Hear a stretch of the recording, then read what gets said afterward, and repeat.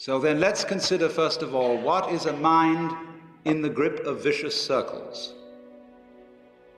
Well, one of the most obvious instances that we all know is the phenomenon of worry.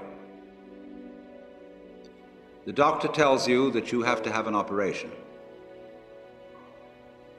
And that has been set up so that automatically everybody worries about it.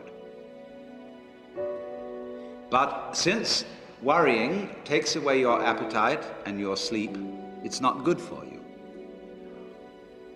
But you can't stop worrying, and therefore you get additionally worried that you are worrying. And then, furthermore, because that is quite absurd and you are mad at yourself because you do it, you are worried because you worry because you worry. That is a vicious circle. So now, can you allow your mind to be quiet? Isn't it difficult? Because the mind seems to be like a monkey, jumping up and down and jabbering all the time. Once you've learned to think, you can't stop. And an enormous number of people devote their lives to keeping their minds busy and feel extremely uncomfortable with silence. When you're alone, nobody's saying anything, there's nothing to do.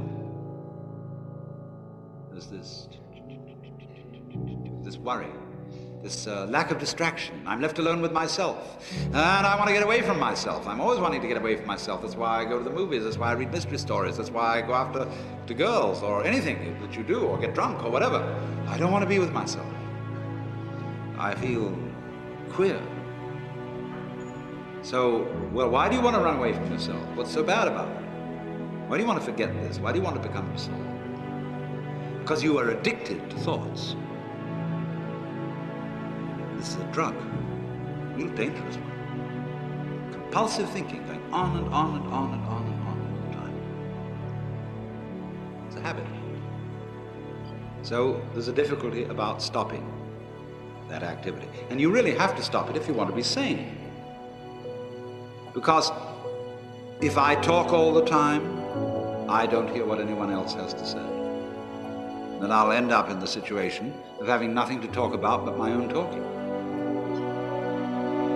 Or so in exactly the same way, if I think all the time, I won't have anything to think about except thoughts. So in order to have something to think about, there are times when you simply must stop thinking. Well, how do you do that? The first rule is don't try to. Because if you do, you will be like someone trying to make rough water smooth with a flat iron. And all that will do will stir it up. So in the same way as a muddy, turbulent pool quiets itself when left alone, you have to know how to leave your mind alone. It will quiet itself.